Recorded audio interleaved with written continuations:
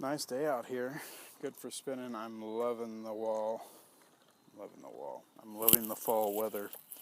Here in Missouri, it is pretty good. This is Jacob's fleece that I'm spinning today from a Jacob sheep that was raised out in Russellville, Missouri.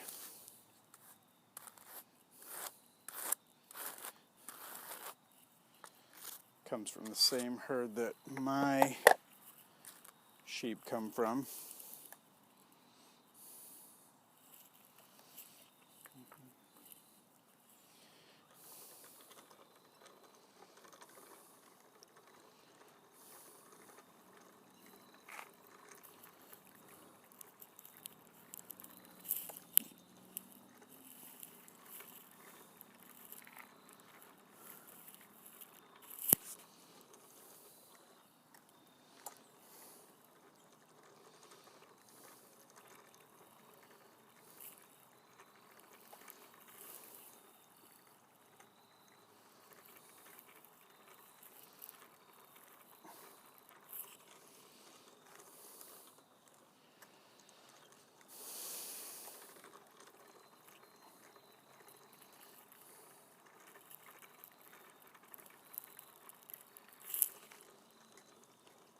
Trying to spin this to use as a single, so I'm keeping it kind of thick. I like the way you're able to graft onto singles. It's really easy when changing balls of yarn because you can essentially just spin the two balls together.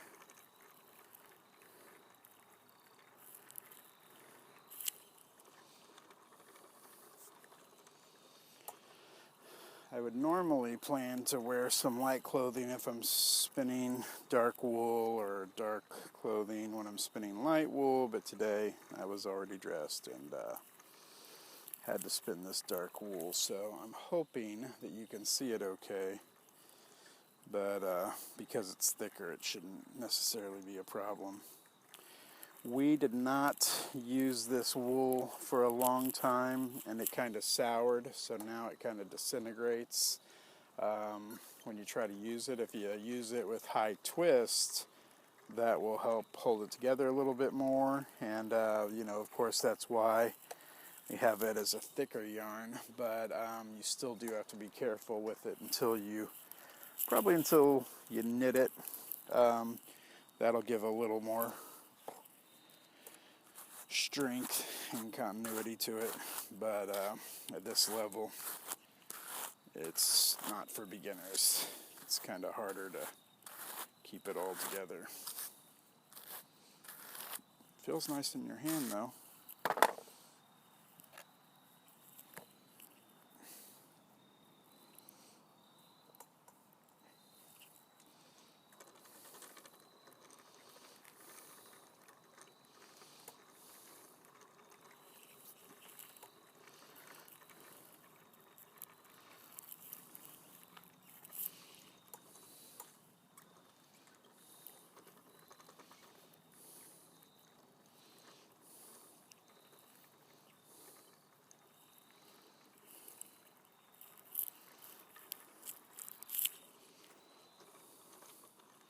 Gonna fill up this quill pretty quick though, spinning it as thick as I am.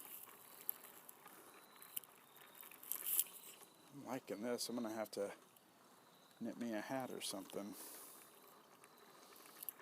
Maybe a cowl. This would feel really nice around my neck, I think.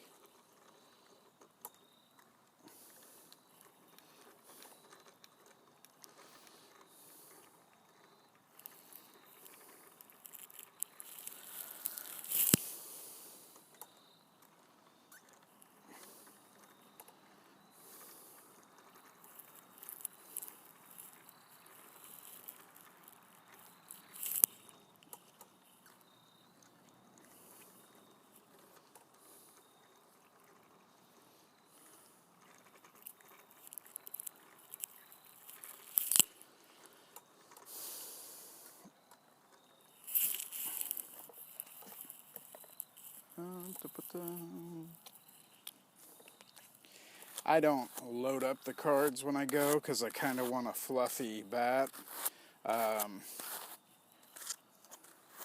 do my long draw from.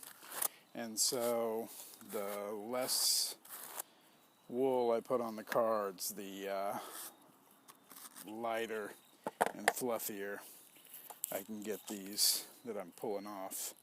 And that just makes the whole thing easier when it comes to spinning it. And it takes less time to card.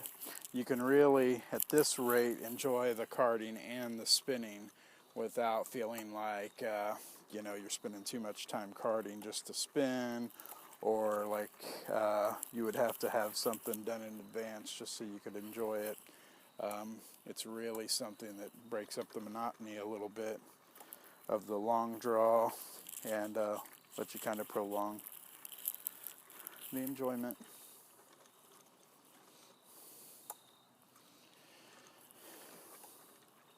We have a walnut tree behind me here, and we were kind of excited about the idea that we could dye our own wool using the walnut holes, but probably 80% of the wool we get is already brown when it comes off the sheep, so I don't know that we'll have to dye too much yarn to get these nice dark deep colors.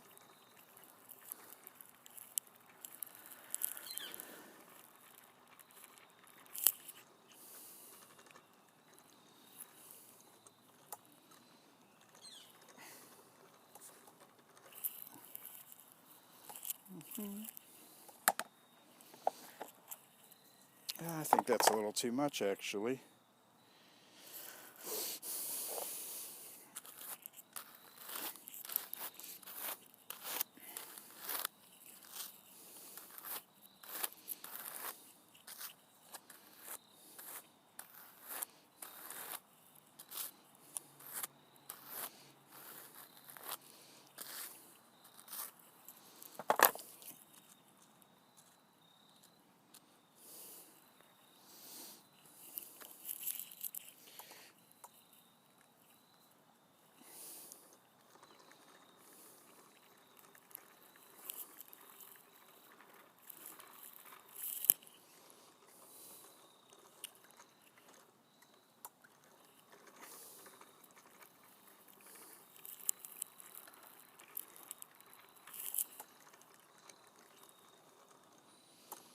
It is about 5 o'clock in the evening here, and it's late October. We're getting ready to have Halloween in a few days, but this is a really pleasant weather to wear a sweater and do some spinning outside where it's nice and there's a lot of sunlight.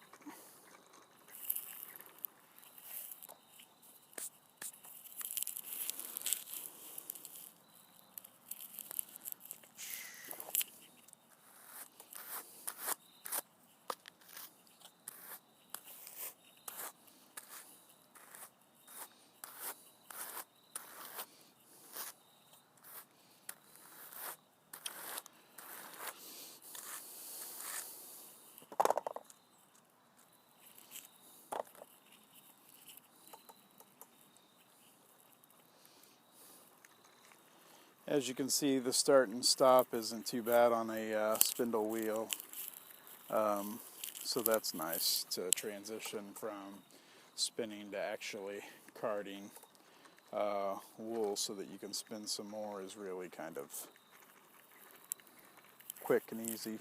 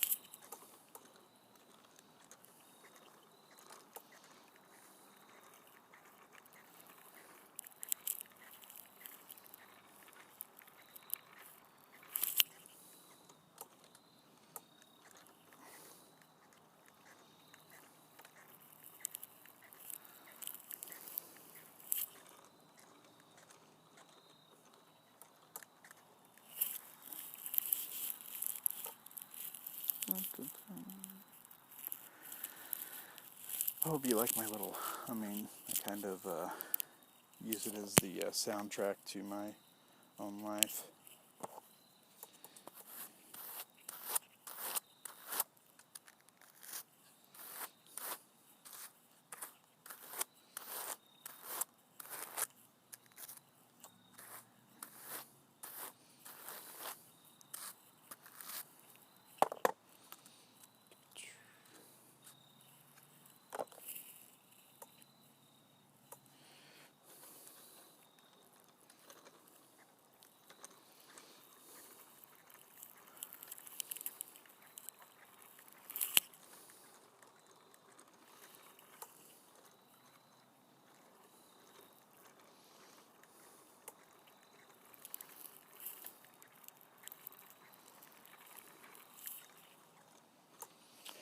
So if you look at the amount of yarn that's on this quill already, it's a little bit tricky when you're trying to compare it visually to like a bobbin that you filled, because a bobbin starts off at 3/4 inches where this is only a 1/4 inch. So right off the bat we've spun 1/2 inch more of yarn on this quill than it looks like if you're used to looking at a bobbin, because we started at a much thinner diameter before we went out. So not only do we have a 1/2 inch more wool on here, but we're also another 50% longer than bobbins are, and so it's another 50% of the entire cop over top of that. So this is about a full bobbin here. When you get it to about the girth of a banana and the length of a banana, you've almost got a full bobbin on a 2-ounce bobbin or whatever size they are for your average spinning wheel. And you can keep loading this up. It's nice, since you're not using a tension line, you don't have to adjust the tension to combat how big your cob is getting. But essentially on a flyer wheel, as your cop starts to get large in comparison to the pulley that's powering the flyer, that's when you need more resistance holding either the flyer or the bobbin still, whichever, whether it be a Scotch or a Irish tension, depends on either one, but that's why you tighten the tension as you add more yarn to it. It's not necessary on quill wheels, because the tension doesn't affect wind on, since you're doing it by hand.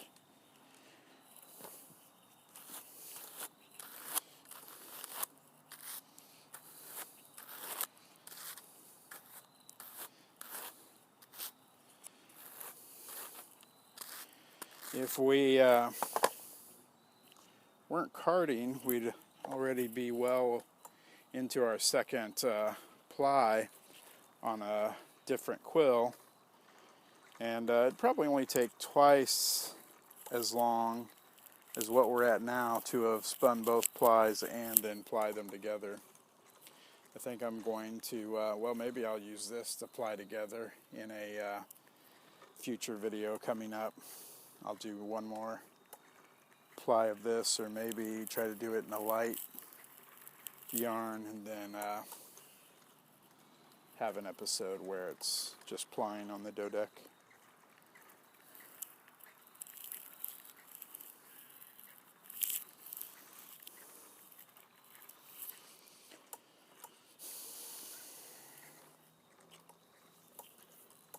I hate second cuts, but it's tricky, because when you're going along and you're not getting second cuts, you don't notice it. You think that this is how fiber should be, but then when you hit a patch where they were maybe around a sensitive area on the sheep or whatnot, and they took a couple passes because they wanted to be careful, you get a lot of second cuts in that area wherever that wool came from, and man, it just really makes you upset at the shearer. But it's actually not that, overall those second cuts don't amount to much in the entire scheme of a whole fleece.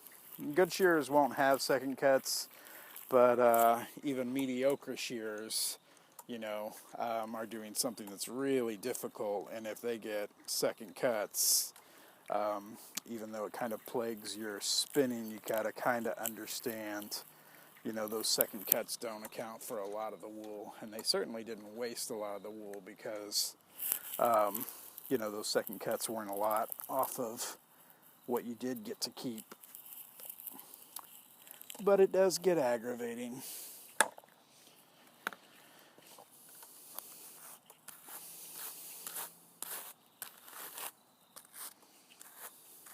My wife got me these cards for an anniversary from an antique store for like, I don't know, $20. But the antique store certainly was selling them as decorative. And she also thought that, maybe I just want it because it was spinning paraphernalia. But I ended up just using them, and I've never gotten an actual current pair, but I don't do a lot of carding to begin with, so I've never upgraded to a newer, nicer set.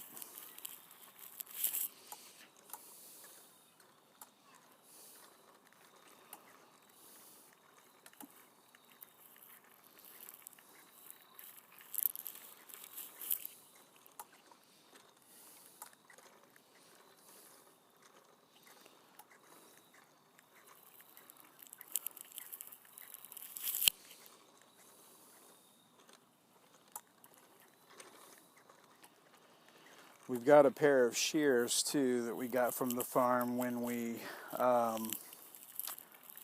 our sheep. We got the sheep and the shears. My grandfather had a pair of sheep shears that I believe my father has for us. My wife's grandfather had sheep shears. He raised sheep.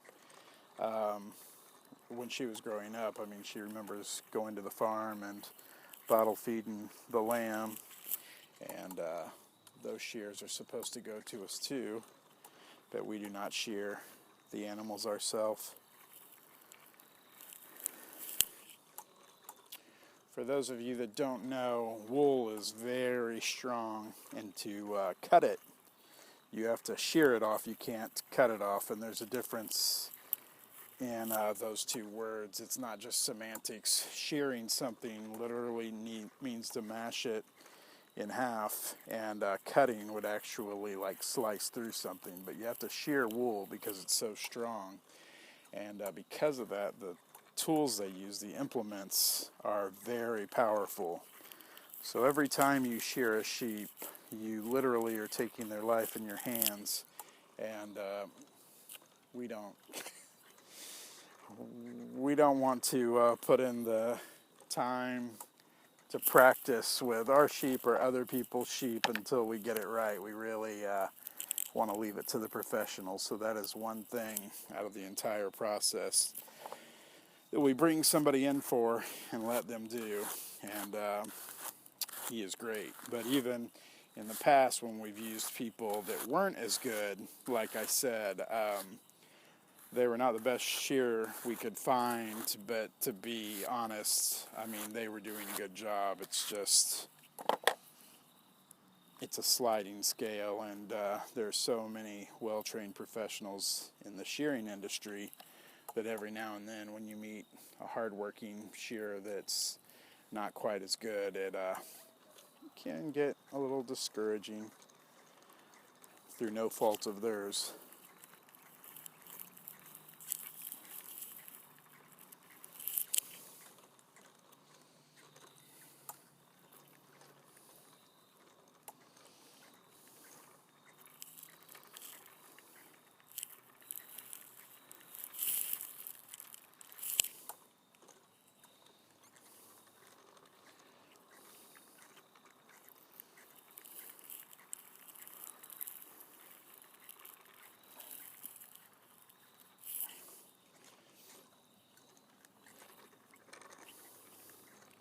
I gotta tell you, I don't think I will ply this yarn. Like I said in the beginning, I was spinning it as a 1-ply, and it's really turning out nice and thick and consistent. So I think I will try to use it to make a cowl, or maybe even a scarf if I want to spin some more to go with it, but I hate to ply it.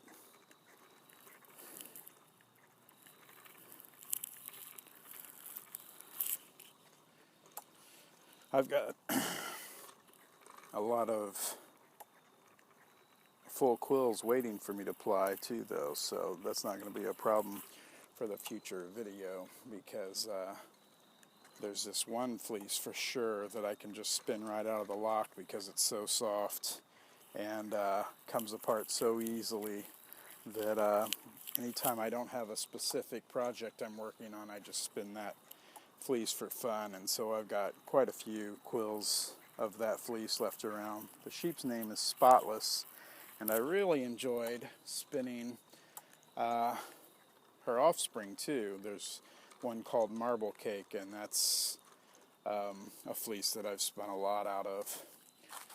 So here is our full quill, and like I said, keep in mind that you start on a fatter diameter to begin with, and then bobbin's only this long, so you take all of this, put it on top of that, and add in the difference in diameters between a 1/4 inch dowel and a 3/4 inch center on a bobbin, and that's a fat cup of yarn that we spun up pretty quick. And of course this just slides off now that we're done, and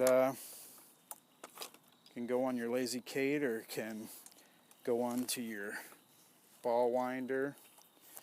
A lot of times if I know that I'm going to, let's say, crochet a beanie with it or something of that nature, I'll just keep it like this and throw it in my knitting bag, because it's easy enough for me to wind off of this while I'm knitting, and wind off and not have to involve another step. So I really like it. Everybody enjoy your autumn and get a lot of spinning in.